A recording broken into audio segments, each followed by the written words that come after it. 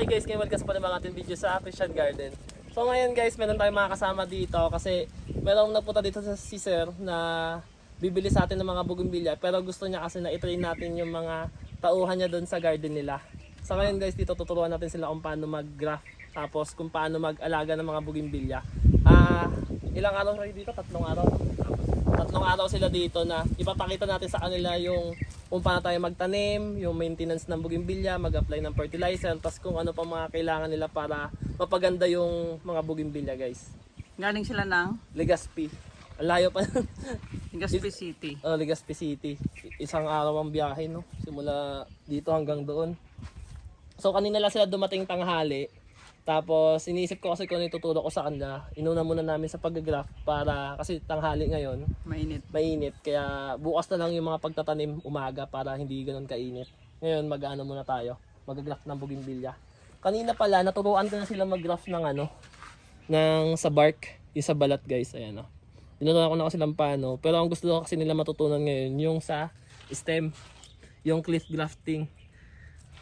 Kasi ito na lang daw yung hindi pa nila nasusubukan. Yung ganito. May mga graft daw sila sa kanila pero napapansin kasi nila na yung iba nilang graft is namamatay, gano'n. Yung iba naman buhay pero more on ba patay? More on patay daw.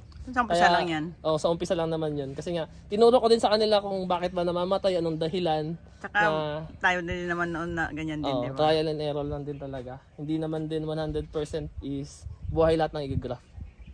So yun, tara, mag-umpisa na tayo. Dito muna, kuya. Tanggalan niya siya lahat ng dahon, pati tinik. Ayan, kaya nang dalawa muna pa. Ang gunting mo na paggamit sa kanya, yun isa. Itong yan. Tapos yung hawak mo pwede niyan, matalim yan. Sulo nga din ako para mabilis tayo. 3 kayo. Pwede naman na siyang wait lang. Dito. Ito straight to. Dito kuya. Ito. Isipin mo to lahat to. Okay. Ayan. Ayan. Kasi dito tayo magdudugtong. Kung nilagay dyan, mapakan nyo. Yun may balde. Kunin nyo yung balde. Okay. Mapakan nyo eh. Mahirap matinik ng ganyan eh. Sakit ng Oo Yung isa.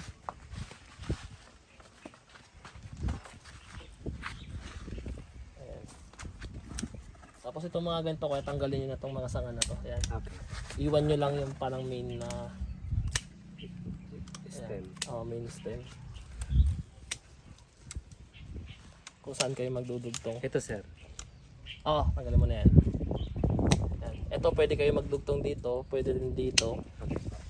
Basta ang ano nyo lang, ang tandaan nyo pagka mag-cliff grafting kayo, kung gaano kalaki yung sanga, dapat hindi mas lalaki yung sayon. Okay. Pwedeng mas maliit ng kaunti pero wag naman yung sobrang liit. Okay po.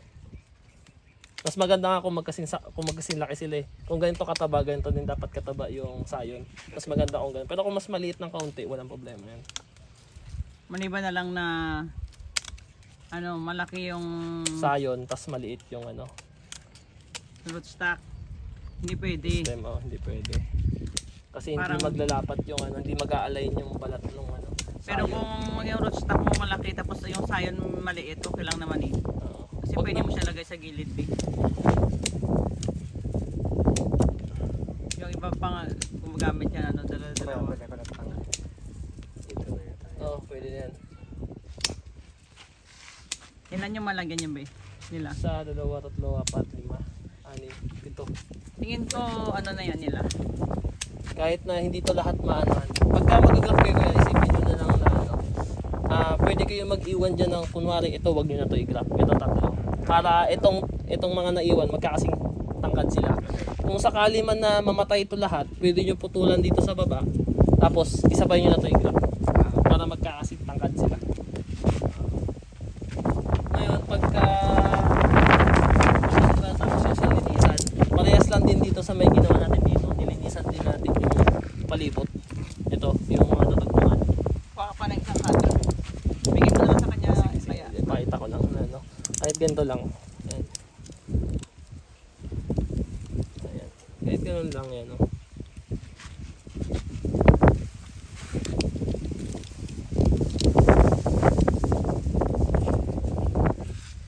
Ano lang kasi yan, pagka ganito buhok pa na ano.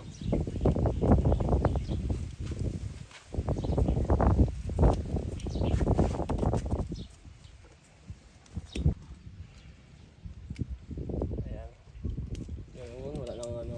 Pagka parang may sakit siya o sira, iiwasan mo na. Hmm.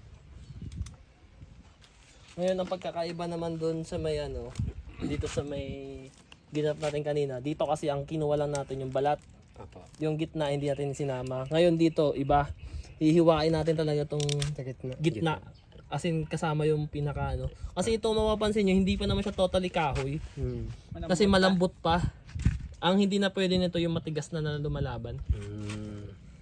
Tapos dito naman kayo maglalagay kung ano halimbawa kung hindi sila mag ano, magkapareho ng ano, di ba? Dito sa gilid. Sasampulan ko muna sila. Sa gilid ka Ito maglalagay. yung sayon natin. Oh.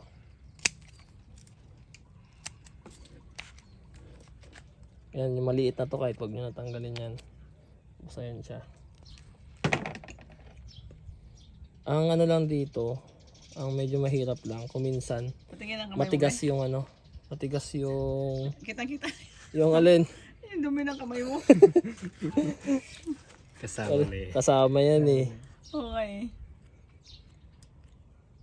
Ayan. Oh. Hanapin mo yung maghahalos kasi laki nito. Kung hindi man, kung dito nyo siya i-glap, ganito ang gawin nyo. Huwag nyo i-totally isaktong gitna. Dito lang, medyo igilid mo konti. Tapos, medyo matigas lang. Ayan, baba nyo lang. Ayan. Pwede siya magdalagay ng dalawa bilang. Dito hindi na, mahirapan. Pwede kayo maglagay dito ng dalawa. Kaso ngayon kasi mahirapan kayo dahil sa may tinik. Tumitigas yan, kumakalso kasi yan eh. Ano ba yan? Sabihin na naman dito sa akin ang galaw ng kamay ko. Sino? Ako? Hindi. Ayun, ito. Ayan. Dito lang, medyo mahirap lang kasi sa clip drafting. Kung minsan kasi pa naghihiwa kayo sa gitna, hindi siya lumalapat. Ngayon, i-check nyo kung mayroon ba pagitan. Ato dito, ito, wala to. Tingnan natin. Be? I-ano mo dito sa pinakagilid dito, be? Hindi, ito. Ilagay mo dito sa gilid, ipantay mo sa dito para mas madali. Ah, Ganyan. ayan. Yan. Be? Yan. Be? Rekay. Yan. Yan, pasok mo muna konti, pasok mo konti. Kasi kailangan kasi dito mag-align yung ano, yung balat. Hmm. Magdikit. Magdikit yan. Tapos saka mo sa talian. Bakit hindi nagpo-focus? Ano ba yan? Hindi ka marunong. Magalaw talaga yung kamay ko siguro. Hindi. Kasi nga may background eh. Dapat nakaganyan. Oh, tingnan mo. Oo. Ayan oh. Oo. Hmm. Oh, di ba? Kailangan merong ano sa background eh. Tapos ito, ano to mapapanood nyo to kung ano hindi nyo Oh, kung di nyo masundan pagdating nyo dun sa Oo. Legazpi, pwede Meron nyo, kayong panoorin. oh, pwede nyo to ulit Panoorin subaybayan. So, tingin ko makukuha din nila to kaagad. Oo. Kasi hindi naman siya ganun kahirap. Oh. Ayan. Kayo naman mag-try.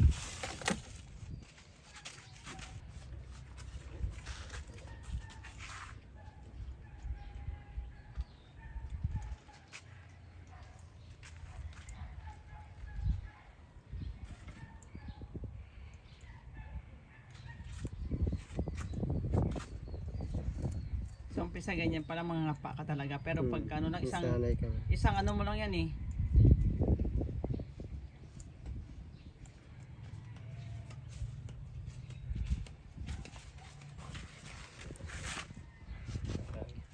Kahit saan naman dyan pwede kasi kung maliit naman yung ano. Mahirap ang sayon yung malaki. Meron to. Pag ganyan, medyo ingatan nyo lang para hindi kayo Dito ka. masugatan. Ayan. Dahan-dahan lang para ano. Kasi kami, ilang beses talaga kami Mali na. yung paghawak mo na ganyan, hindi. Ganito yung gawin mo. Yun, tama yung dalawang daliri. Ganyan, ganyan sa kanya. Yan. Kasi pag yung hawak mo kanina, ano yun? Pagka kondo diretso yung pababa, kailangan control ng dalawang kamay mo rin na napan Yan.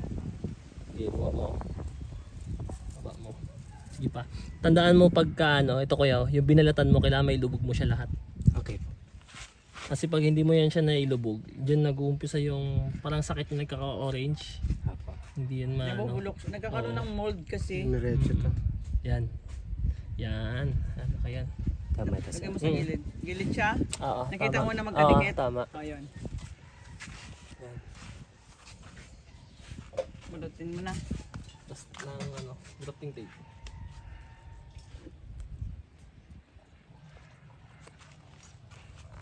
Ito dumiretso. Sige. Oo. Ayan. Sige pa, lubog mo pa. Yun. Oh, lagay mo sa gilid. Tingnan mo kung ano. Pantay. Yan. Yan. Yan. Pwede mo natalian. Pag nagtali ka, pag pakiramdam mo para may kawang pa, higpitan mo na lang sa pagtali. Yan. Higpitan mo na lang siya sa pagtali. Ang drafting tape. Pabili ka kay sir ng ganyan. Oo. Hindi naman ito bumabakbak ano? Oh, hindi. Hindi po. Karamihan naman sa kanila, may ganyan hindi naman numano yan. Ako lang yung tinatali ko, Tinatali. pero pwede naman ganyan. Okay na po ito ma'am. Oo. Kahit na ilang ikot yan, walang problema. Pwede rin naman kasi gamitin kahit yung scotch tape, yung electrical tape. Basta, basta maiipit, ano mo. Yung tawag dito, Mapagdikit. mapagdidikit mo siya. Bumili ka, magkano lang naman yan, 30 plus. Oo. Pabili Yung isa ka lang pa kita. sa Shopee. Oo, sa Shopee. Mas malaki dito na gamit na namin to eh. Gamit na yan eh, mas makapal pa dito. Matagal mo rin naman magagamit pagka, Pabili ka ng 10 niyan eh. Ang tagal-tagal mo nang gamitin. lalo na kung dalawa kayo sa 10, hindi nyo mauubos agad-agad yun.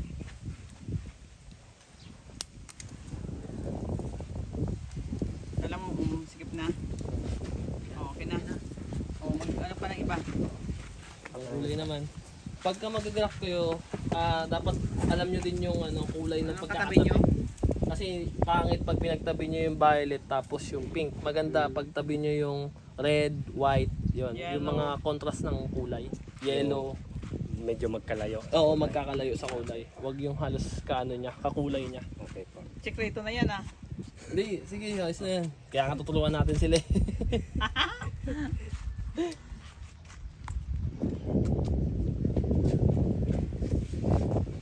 Ilang beses ko naman nasabi sa YouTube yun eh. Ayan.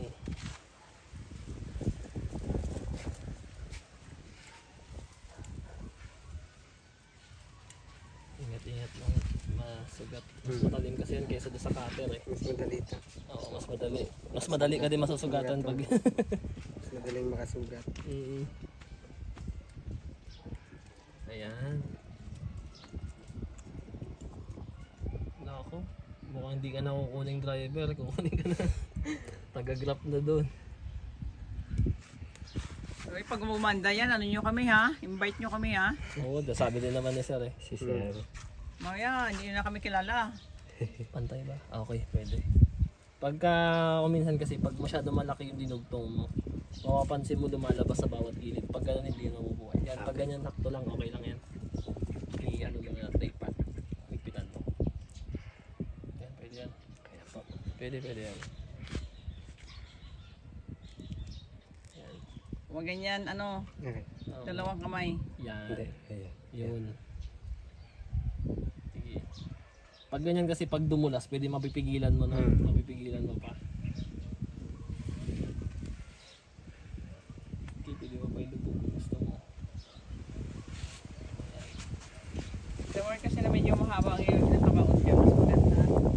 Sa medyo maliit lang. Yan naman sa pagtutusok ng kuya, kailangan wag mo babaliin yung dulo. Kailangan dapat, oo.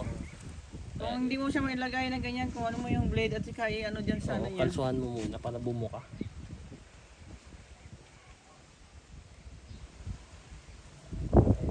Ay, may ano lang po. Okay lang po huwag ganito. Walang problema. Yung sa may tinik. Sige. Yun lang. Yan.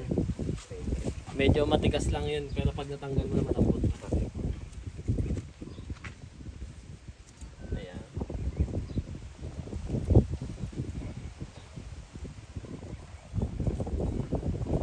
Tingnan mo libre ang ginagawa niya. Okay. Okay, pinatalian. Dapat nyo naman busit nyo. Baka mamaya hindi na marinig kayo dyan. Ay, mahina pa boses ko. Mamaya ako yung maingay dito. Eh, boses ko lang po lang lumalabas eh. Ayan.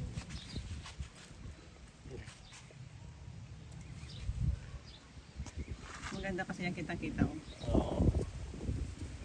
siya. Ba't hindi mo pa tinatalian? Talian mo muna yung isa. Oo, baka Kasi masagi pag niya. hindi isa sa sagi, kundi Matutuyo. matutuyo.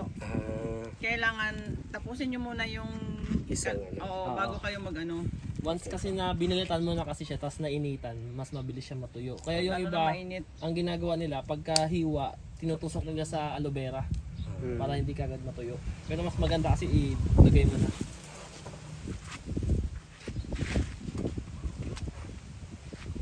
Lalo na pag Pag mainit. ganito na hindi mo siya tinatali, maganda iikot mo siya ng medyo madami.